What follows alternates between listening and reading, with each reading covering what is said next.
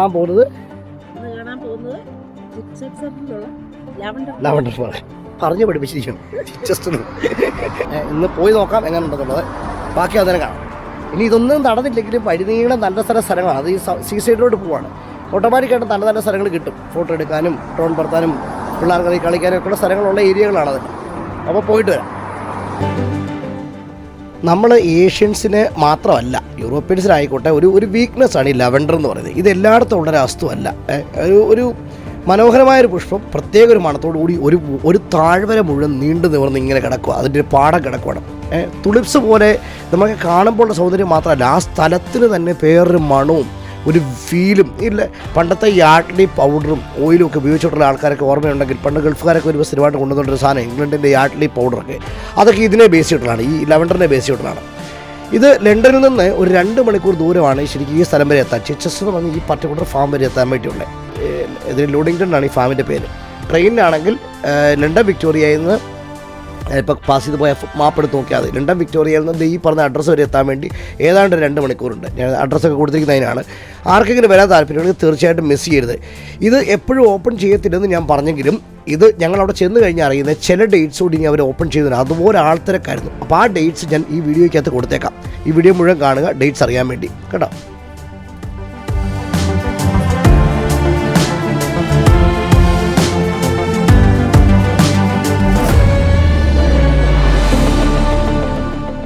ഇവിടെ ഫാമുകളിൽ വന്നോട്ടുള്ളവർക്ക് അറിയാം തിരക്കിൻ്റെ ലെവൽ കാണാം, ആൾക്കാർ ക്യൂ നിൽക്കുന്നതിൻ്റെ ലെവൽ കാണാം.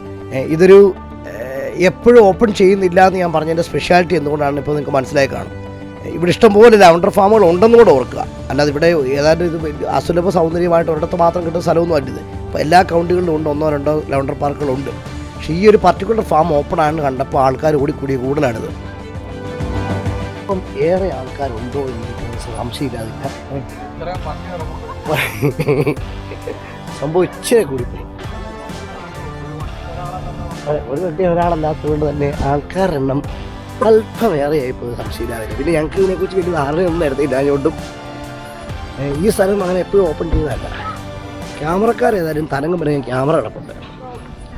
ഇതൊരു ഒരു വെഡ്ഡിങ് വെന്യൂ ആണ്. അതായത് ഇവിടുത്തെ നമ്മൾ നാട്ടിലൊക്കെ എവിടെയും പോയി ഫോട്ടോ എടുക്കരുത്. ഇവിടെ അങ്ങനെയല്ല. ഇവിടെ നമുക്ക് വെഡ്ഡിങ് വെന്യൂസ് ഉണ്ട്. നേരത്തെ വാടകയ്ക്ക് എടുക്കാൻ പറ്റുന്ന കല്യാണങ്ങൾ നടത്താൻ വേണ്ടി ഫോട്ടോഷൂട്ടുകൾക്ക് വേണ്ടിയൊക്കെ അങ്ങനെ ചെയ്യാൻ പറ്റുന്ന സ്ഥലങ്ങളുണ്ട്. അത്തരം ഒരു സ്ഥലമാണിത്. ഇനി പ്ലീസ് ക്യൂ ഹിയർ എന്നൊക്കെ എഴുതി വെച്ചിട്ടുണ്ട്. അപ്പോൾ ഞങ്ങളൊന്ന് ചെന്ന് നോക്കട്ടെ എങ്ങനെയുണ്ടോ പറഞ്ഞിട്ട്.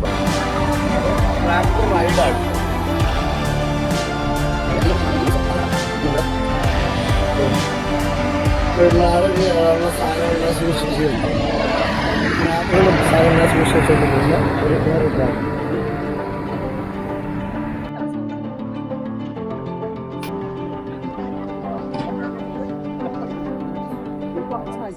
ഒരു ട്രാക്ടർ അതിലല്ലേ ഉള്ളത്. അവിടെ കൊണ്ടിറക്കുമല്ലോ.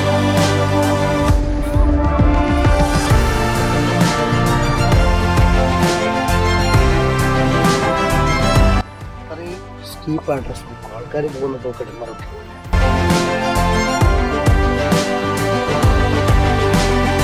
ആള് പോകുന്ന എന്ത് പതുക്കാൻ മതി.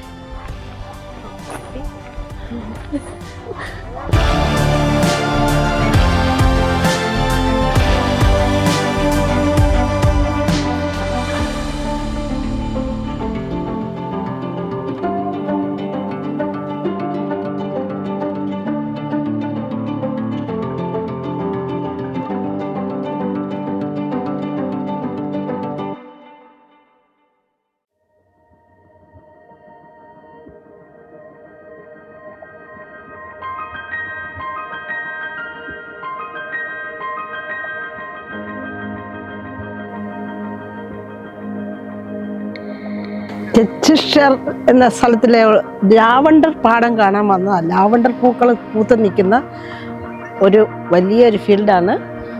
എന്തൊരു നല്ല സൗന്ദര്യം, എന്തൊരു നല്ല മണം. ഇതിൻ്റെ സൗന്ദര്യം ആസ്വദിക്കാനായിട്ട് ഒരുപാട് ജനങ്ങൾ വന്നു കൂടിയിട്ടുണ്ട്. ഇത് ഇവിടെ കയറണമെങ്കിൽ പാസ് വെച്ചാണ് കയറുന്നത്.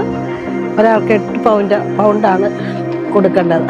അങ്ങനെയുള്ള ലാവണ്ടർ പാടം നമ്മളാരും കണ്ടിട്ടില്ലല്ലോ, നമ്മുടെ നാട്ടിൽ ഇതൊന്നും ഇല്ലല്ലോ. അപ്പം ഇങ്ങനെ ഒരു പ്രത്യേക സൗന്ദര്യം ആസ്വദിക്കാനായിട്ട് ഒന്നതാണ്. നിങ്ങളെല്ലാവരും ഇത് കാണില്ലേ? പിന്നെ പൂക്കളെ തൊട്ട് തലോടി, പൂക്കളുടെ നിറവും ഒരു വയലറ്റ് നിറമാണ് പൂക്കൾക്ക്.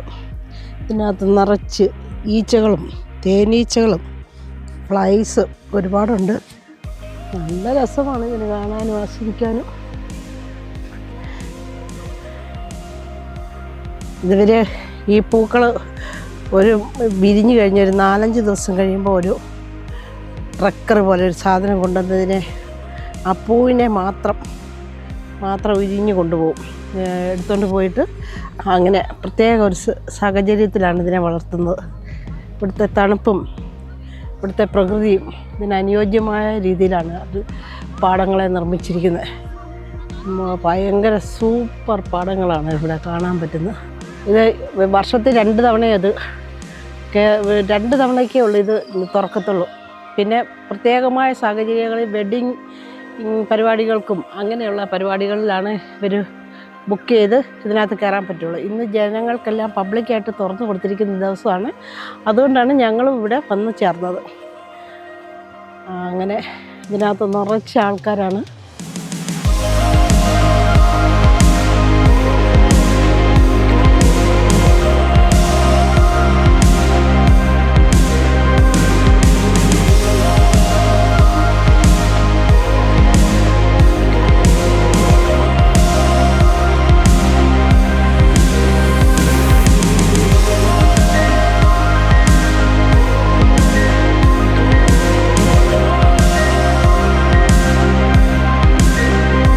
ഇവിടെ റീൽ ഷൂട്ടിങ് നടക്കുന്നു.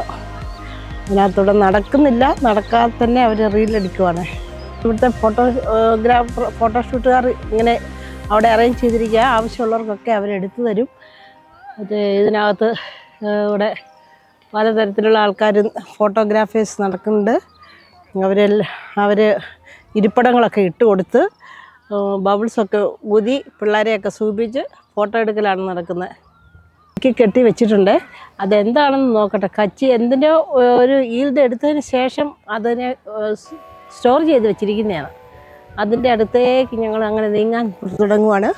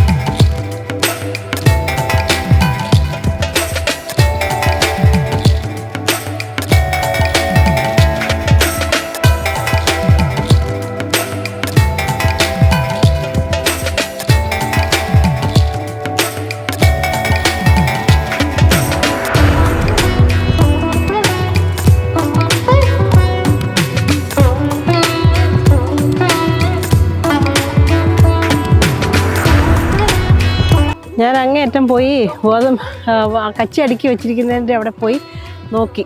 അതിൻ്റെ അപ്പുറം നിൽക്കുന്നത് ഗോതമ്പ് തോട്ടമാണ്, ഗോതമ്പ് കൃഷിയാണ്, പാടമാണ്. വിളഞ്ഞിട്ടില്ല, വിളയാറായി വരുന്നു. അങ്ങനെ ഗോതമ്പ് ഫാമിങ് കണ്ടു. ഇനി കയറി പോകാൻ തുടങ്ങുവാണ്. അതൊരു കയറ്റമാണ്. കയറി മുകളിൽ ചെന്നിട്ട് കുറേ ദൂരം നടക്കണം. ഇനി പറയുമ്പോൾ എല്ലാം പറയണമല്ലോ.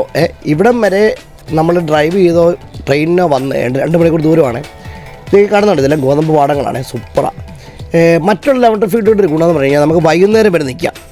ഒരു സൺസെറ്റും ഈ ലവണ്ടർ വൈകുന്നേരം ആകുമ്പോഴത്തേനും ഒരു പൂത്തിട്ടൊരു പ്രത്യേക മണമുണ്ട്. ആ ഒരു ഫീലും സൺസെറ്റും ചുറ്റുപാടുള്ള ഭൂപ്രകൃതിയൊക്കെ ആയിട്ടൊരു വേറൊരു ഫീലിംഗ് ആണ് ഇവിടെ. പക്ഷേ അത് കിട്ടിയില്ല. ഇത് കണ്ട് കിണ്ണങ്കാച്ചി കുതിരയാണ്. ആ ഒരു ഫീല് കിട്ടിയില്ല. പക്ഷേ ഇവർ ഞാൻ പറഞ്ഞില്ലേ ഇനി അടുത്ത 2 ഓപ്പൺ ഡേറ്റ്സ് കൊടുക്കുന്നത്. ആ ഓപ്പൺ ഡേറ്റ്സ് ഇനി വരാൻ പോകുന്ന ഈ മാസം തന്നെയാണ്. ജൂലൈ 19, 20 അടുത്ത വീക്കെൻഡ് അവർ വീണ്ടും ഓപ്പൺ ചെയ്യുവാണ്. കാരണം അതുപോലെ ആളായിരുന്നു. ഏതായാലും ഇവിടം വരെ വരുന്നുണ്ടെങ്കിൽ നിങ്ങൾ തൊട്ടടുത്തുള്ള നഗരമാണ് ഇനി പോർട്സ്മൗത്ത് എന്ന് പറയുന്നത്. ഇവിടുന്ന് ഒരു അരമണിക്കൂർ ദൂരമേ ഉള്ളൂ. കിടുക്കം ഫുഡ്, പ്രോപ്പർ സീസൈഡാണ്, ഹാർബറാണ്, തുറമുഖമാണ്, ഇഷ്ടംപോലെ കപ്പലുകൾ, ഫെറി ക്രോസ് ചെയ്ത് കയറി ഇറങ്ങാനുള്ള ഇടയുണ്ട്. അങ്ങനത്തെ കുറേ സംഭവങ്ങൾ അവിടെ എൻജോയ് ചെയ്യാനുണ്ട്. അതുകൊണ്ട് മിസ്സാക്കാതിരിക്കുക. അതിനെക്കുറിച്ചുള്ള എപ്പിസോഡ് അടുത്തത് കാണിക്കാം.